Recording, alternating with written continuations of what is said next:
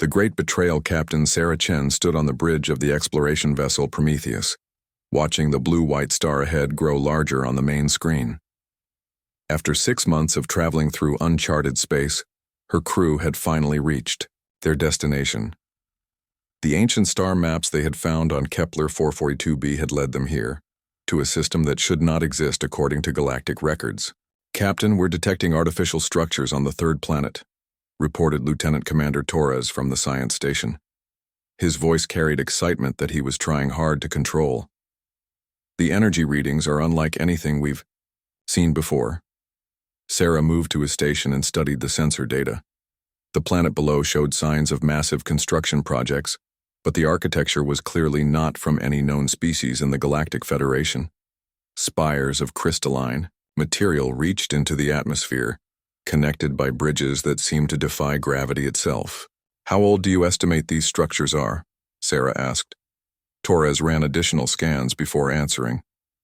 "Based on stellar drift and geological data, I'd say at least 50,000 years, possibly much older. Captain, whoever built this had technology far beyond current Federation standards." Dr. Elena Vasquez joined them at the science station. As the expedition's lead archaeologist, she had been studying the star maps that brought them here for months. "The symbols we found on Kepler match the ones we're seeing on these structures. This could be the discovery of the century." Sarah nodded slowly. The Galactic Federation had always claimed that they represented the height of technological achievement in the galaxy. The 7 founding species had worked together for thousands of years to build a peaceful civilization that spanned hundreds of worlds. But these ruins suggested that something far more advanced had existed long before any of them reached the stars. "Take us into orbit," Sarah ordered. "Launch probe teams to survey the surface. I want to know everything about this place before we make contact with Federation Command." 3 days later, the Discovery teams had uncovered something that would change everything. Deep beneath the planet's surface, they found intact laboratories containing technology that could revolutionize space travel, energy production, and even biological sciences. The ancient builders, whoever they were, had left behind detailed records of their knowledge. Dr. Vasquez worked around the clock to translate the alien text. What she found was disturbing. The ancient race had not died out naturally. They had been destroyed by a coalition of younger species who feared their power. The record spoke of betrayal, of allies who turned against their teachers out of jealousy and fear. "Captain," Dr. Vasquez said during an emergency briefing, "this technology could solve the Federation's energy crisis. We could travel between galaxies, cure diseases that have plagued us for centuries, even extend lifespans indefinitely. But there's something else. The records contain warnings about sharing advanced technology too quickly." Sarah studied the translated documents on her tablet. The ancient builders had tried to help younger species develop gradually, but instead of gratitude, they had received suspicion and ultimately violence. "We need to be very careful about how we present this discovery to the Federation Council." But they were not careful enough. Ambassador Marcus Vale arrived at the ruin site 2 weeks after Sarah's initial report to Federation Command. He came aboard the Prometheus with a diplomatic escort and immediately requested a private meeting with Captain Chen. "Sarah, I've known you since the academy," Marcus said once they were alone in her ready room. "I need you to trust me when I say that the Federation Council is terrified of what you found here." "Terrified?" Sarah set down her coffee cup harder than necessary. "Marcus, this technology could benefit everyone. We're talking about unlimited clean energy, medical breakthroughs that could save billions of lives. That's exactly what scares them," Marcus replied grimly. "Think about it from their perspective. Humans have only been members of the Federation for 200 years. We're still the newest species, still viewed with suspicion by some of the older members. Now suddenly, we discover technology that makes their 1,000-year-old achievements look primitive." Sarah felt a chill run down her spine. "What are you saying?" "I'm saying that High Arbiter Zelthar has called for an emergency session of the Council. There are already whispers that humans should not be allowed to keep this technology. Some are even suggesting that we found it because we were looking for weapons. The next month passed in a blur of political maneuvering and increasing tension. Human ships were quietly recalled from Federation space. Human diplomats found themselves excluded from important meetings. When the emergency council session finally convened, Sarah and Dr. Vasquez were required to present their findings before the 7-member tribunal. High Arbiter Zelthar presided over the session from his crystalline throne. The tall, ethereal being had served as the Federation's supreme judge for over 3 centuries. His forearms moved in ritual patterns as he spoke in the formal language of galactic law. The species known as humanity stands accused of violating the Galactic Peace Accords through the acquisition and hoarding of dangerous technologies, Zelthar announced. Furthermore, evidence has been presented that human forces destroyed the peaceful world of Zerion Prime using these same technologies. Sarah shot to her feet. That's impossible. We never attacked anyone. The Zerion system was destroyed by a stellar collapse, not weapons. Silence, thundered Arbiter Kesevar of the Draconian hegemony. Human duplicity knows no bounds. You discovered weapons of mass destruction and immediately began testing them on innocent worlds. Dr. Vasquez frantically accessed her data files. High Arbiters, our records clearly show that the Zerion star went supernova due to natural stellar evolution. We had nothing to do with its destruction. But the evidence presented by the prosecution painted a different picture. Somehow they had sensor logs showing human ships in the Zerion system just before the star collapsed. They had communication intercepts suggesting that humans were planning to use ancient weapons. Every piece of evidence was carefully crafted. To support their predetermined conclusion, Ambassador Vale did his best to defend humanity, but the tribunal had already made their decision. The vote was unanimous among 6 of the 7 species. Only the enigmatic observers abstained, as they always did in matters of judgment. The species known as humanity is hereby declared incompatible with galactic civilization, High Arbiter Zelthar pronounced. All human colonies, installations, and vessels must withdraw beyond the frontier barrier within 1 solar year. Any human presence in Federation space after this deadline will be considered an act of war. Sarah felt the words hit her like physical blows. Incompatible with civilization. The same words that had been used to describe the extinct Ravagers and the Madvoid cultists. Humanity was being lumped together with species that had been genuine threats to galactic peace. This is madness, she whispered. But the tribunal had already moved on to discussing the logistics of human removal. The year that followed was the darkest in human history. Every human world was forced to evacuate. Colonies that had taken generations to build were abandoned overnight. Families were separated as some chose to stay behind and face the consequences, while others joined the great exodus to unknown space. Sarah found herself commanding a fleet of over 10,000 ships, carrying the last free humans away from everything they had ever known. Behind them, Federation forces destroyed every piece of human infrastructure, ensuring that nothing remained to mark their presence in civilized space. On the last day before crossing the frontier barrier, Sarah stood on the bridge of her new flagship, a massive colony ship named New Dawn. Around her, the largest human fleet in history prepared to enter the unknown regions beyond Federation space. "Captain, we're receiving a final transmission from Federation Command," reported her communications officer. "Put it through," Sarah said quietly. High Arbiter Zelthar's image appeared on the main screen. "Humans of the Exodus Fleet, you are hereby banished from Federation space in perpetuity. Your crimes against galactic peace have marked you as enemies of civilization. You will find no welcome among the stars, no haven in the void. May your exile serve as a lesson to any who would threaten galactic order." Sarah stepped forward, her voice carrying to every ship in the fleet. "High Arbiter, you have made a grave mistake today. You have judged us without truth, condemned us without justice. But we will not disappear into the void as you hope. We are human, and we endure. We adapt. We grow stronger in adversity. One day, we will return. And when we do, the galaxy will see what humanity can truly accomplish when we are free to reach our potential." Zelthar's image flickered with what might have been uncertainty. Empty words from a dying species. Humanity ends today. "No, Sarah replied firmly. Today, humanity begins. The transmission ended, and the great fleet passed beyond the frontier barrier into unexplored space. Behind them, the Federation celebrated the removal of a perceived threat. They dismantled human monuments, erased human contributions from their history books, and declared that the galaxy was safer without the chaotic influence of humanity. But in the deep void beyond civilized space, 10,000 ships carried 12 million humans toward an uncertain future. As the familiar stars faded behind them, children born in space learned new constellations. Scientists studied the ancient technology they had managed to preserve. Engineers began designing ships for a life among the stars, and in the command centers of the great colony ships, leaders like Sarah Chen began planning for a future that the Federation could not imagine.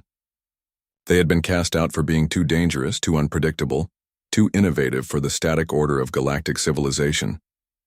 Perhaps it was time to prove their accusers right. The last Federation sensor post recorded the human fleet entering the void reaches, that vast empty region between galactic arms where no Federation ship had ever traveled. After that, there was only silence. 75 years of silence, while the Federation grew comfortable in the belief that the human problem had been solved permanently. They never noticed the occasional deep space probe that observed their borders from impossible distances. They never detected the communication signals that passed through their space using technologies they could not comprehend. And they never suspected that in the darkness between the stars, something was growing that would one day return to remind them that exile was not extinction. Humanity had vanished into the void, but they had not disappeared. They were building something the galaxy had never seen before, something that would challenge every assumption about power, civilization, and the future of intelligent life among the stars. The Federation had created their greatest enemy by trying to destroy their most promising ally. And now, 3/4 of a century later, it was almost time for the galaxy to learn what humanity had become in the silence of exile. The silent return Admiral Kira Chen stood in the observation deck of the Dreadnought Sovereign, watching the distant lights of Federation space through the reinforced transparent aluminum. 75 years had passed since her mother Sarah had led humanity into exile, and now Kira commanded a fleet that would have been unimaginable to those early refugees. The Sovereign alone was nearly 50 kilometers long, its hull incorporating technologies that the ancient builders had only theorized about. Around it, a battle group of 200 ships waited in perfect formation, their stealth systems making them invisible to Federation sensors, despite being only a few light years from the nearest outpost. Admiral, we're receiving the final intelligence. Report from the Watchers, announced Commander James Torres from the intelligence station. Like many in the fleet, Torres was second-generation exile, born in the void between stars. He had never seen the worlds his parents once called home, but he had inherited their determination to return. Kira moved to the intelligence center, where holographic displays showed the current state of Federation space. What she saw confirmed everything their deep cover agents had been reporting for years. The great alliance that had exiled humanity was crumbling from within. The draconian hegemony has withdrawn from 3 more council sessions, Torres reported. Their border conflicts with the Zentari Collective are escalating, and they're accusing the Federation of favoring the Zentari in trade disputes. Kira studied the political map with interest. The 7 founding species of the Federation had maintained their alliance for thousands of years, but cracks were showing. Economic competition, territorial disputes, and philosophical differences were driving them apart. Most importantly, their technology had stagnated while humanity had advanced beyond their wildest dreams. What about the Kepler incident? Kira asked. Torres activated another display showing sensor logs from the Federation border. 3 months ago, a Federation patrol had encountered something impossible in the Kepler system. Their ships had simply vanished, leaving behind only traces of exotic energy signatures that matched no known technology. The Federation believes it was a natural phenomenon, Torres said with a slight smile. They have no idea that we've been testing our new phase shift drives in their territory. The phase shift technology was just one of humanity's achievements during their exile, working from the ancient builder ruins and expanding on them with human ingenuity. They had developed faster-than-light travel that made Federation jump drives look like primitive rockets.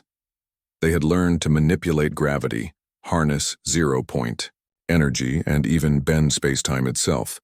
But their greatest achievement was not technological. In the vast emptiness between galactic arms, humanity had built a civilization unlike anything the galaxy had ever seen. The Human Stellar Confederation now controlled over 2,000 star systems, with a population exceeding 50 billion. They had terraformed dead worlds, built magnificent space habitats, and created a society that valued both individual freedom and collective cooperation. "Admiral," interrupted Captain Liu Wei from the bridge, "we're receiving a priority transmission from High Command." Kira returned to the bridge and activated the secure communication channel. The image of Chancellor Elena Vasquez appeared on the main screen. The former archaeologist had become humanity's elected leader after Sarah Chen's death 20 years ago, and she had guided the Confederation through its greatest period of expansion. "Kira, the Council of Worlds has approved Operation Homecoming," Chancellor Vasquez announced. "You are authorized to make first contact with the Federation and announce our return to galactic affairs." Kira felt a mixture of excitement and apprehension. This moment had been planned for decades, but actually taking the step felt monumental. "What are our rules of engagement, Chancellor?" "Peace through strength," Vasquez replied. "Show them what we've become, but make it clear that we come as equals, not as the exiles they remember. The galaxy has changed, Kira. It's time for the Federation to change with it." After the transmission ended, Kira called her senior staff to the briefing room. The walls displayed images of Federation worlds, reminding everyone of the stakes involved. Some of these worlds had once been home to humans before the exile. All of them were now under the control of species that had voted to cast humanity into the void. "Ladies and gentlemen, we are about to make history," Kira began. "For 75 years, the Federation has believed that humanity was destroyed by exile. Today we show them that they were wrong. But remember, we are not here for revenge. We are here to reclaim our place in galactic civilization and to offer something better than what currently exists." Commander Torres activated a tactical display showing Federation fleet positions. "Intelligence estimates that we could neutralize their entire military within 48 hours if necessary. However, our mission is diplomatic contact, not conquest." Captain Liu Wei nodded thoughtfully. "What if they refuse to acknowledge our legitimacy? What if they try to force us back into exile?" Kira smiled grimly. "Then they will learn why the Federation Council was right to fear human potential. But I don't think it will come to that. The Federation is weak, divided, and desperate for new solutions to their problems. We represent those solutions." The first contact occurred at the Frontier Station, the same outpost that had once marked the boundary between Federation space and the Exile Zone. Admiral Kira's flagship decloaked directly in front of the station, its massive hull reflecting the light of nearby stars. Station Commander Vexitar of the Andorian fleet nearly fell from his command chair when sensors registered the enormous vessel. Nothing that large should have been able to approach without detection, yet here it was, clearly of unknown origin and radiating power signatures beyond anything in Federation databases. "Unknown vessel, you are in violation of Federation space," Vexitar transmitted, trying to keep his voice steady. "Identify yourself immediately or face defensive action." Admiral Kira's response was broadcast on all Federation frequencies, ensuring that every ship and station within 50 light-years would receive it simultaneously. "This is Admiral Kira Chen of the Human Stellar Confederation. We are the children of those you exiled 75 years ago, returning to reclaim our place among the stars. We come in peace, but we come as equals. The age of Federation dominance is over. The age of true galactic cooperation begins now."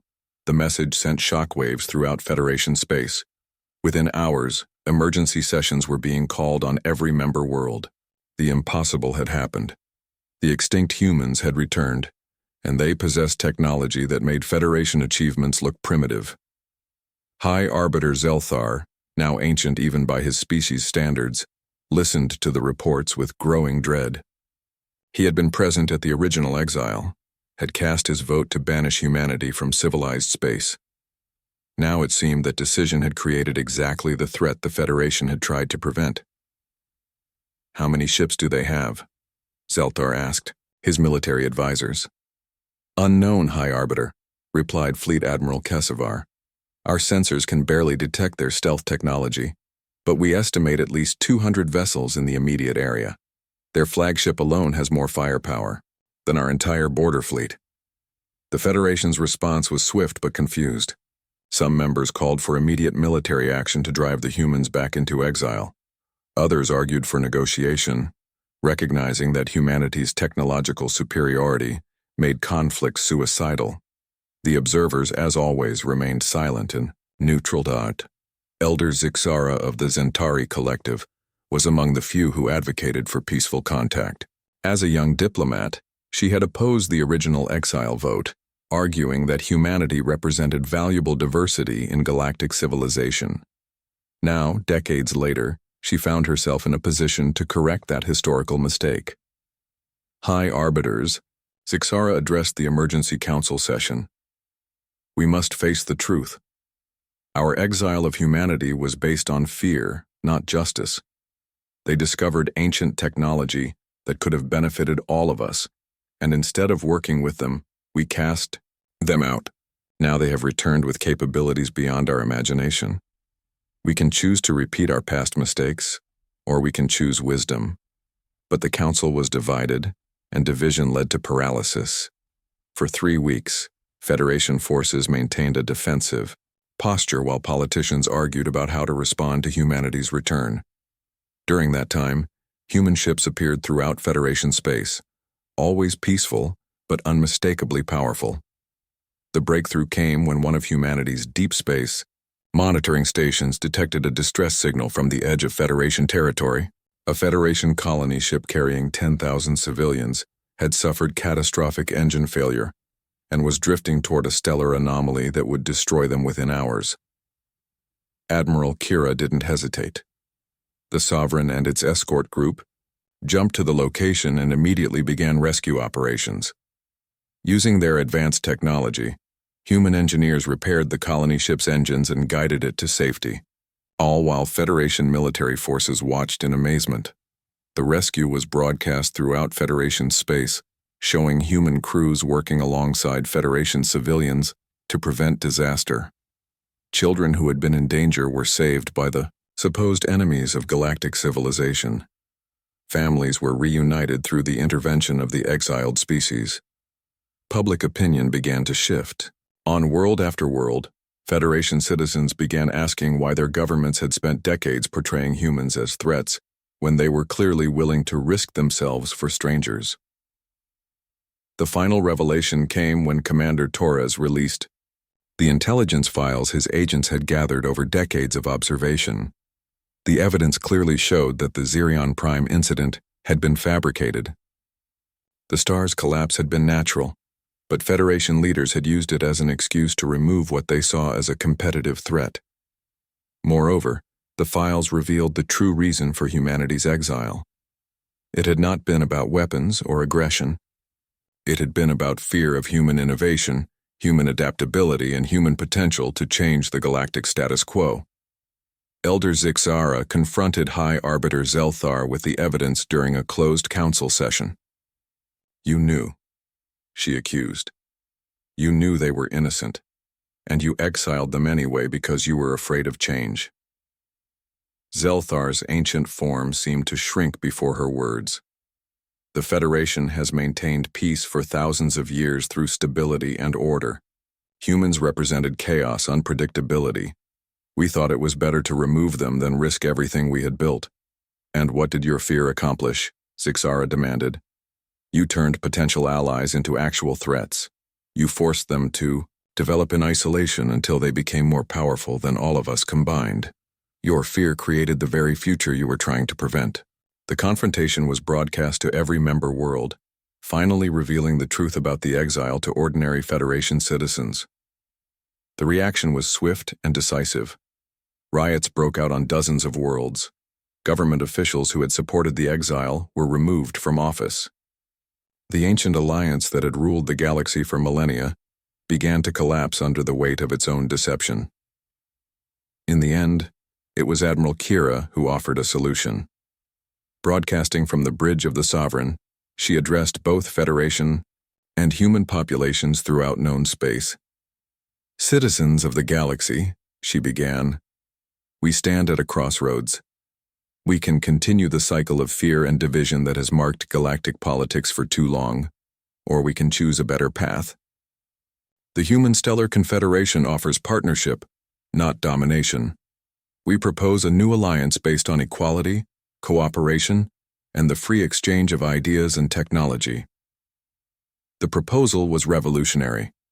Instead of the hierarchical federation, structure dominated by the 7 founding species, humanity offered a democratic confederation where every species had an equal voice. Instead of technology hoarding and trade restrictions, they proposed open scientific cooperation. Instead of static borders and rigid territories, they envisioned dynamic expansion into unexplored regions of the galaxy. The vote was not immediate. It took months of negotiation, debate, and careful diplomacy to work out the details. But in the end, even some of the original Federation founders chose to join the new Galactic Confederation, recognizing that their old system had failed.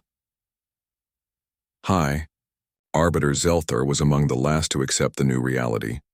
In a private meeting with Admiral Kira, the ancient leader finally acknowledged the magnitude of his mistake.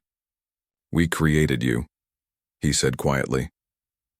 "Our exile forced you to become stronger than we ever imagined possible. Perhaps that was always inevitable. Perhaps humanity was always destined to lead the galaxy into its next evolutionary phase." Kira shook, her head gently. "Not lead, High Arbiter. Participate. Contribute. The galaxy is big enough for all of us, but only if we work together instead of against each other." The signing ceremony took place on New Terra, humanity's first terraformed world in the void between galactic arms. Representatives from over 300 species gathered to witness the birth of a new galactic order. The old Federation was dissolved, replaced by a confederation that valued diversity over conformity, innovation over tradition, and cooperation over domination. As Admiral Kira watched the ceremony from her quarters aboard the Sovereign, she thought of her mother Sarah and the promise she had made 75 years ago. Humanity had returned, not as conquerors, but as partners in building a better future for all galactic civilization. The exile was over. The real work of building a truly unified galaxy had just begun.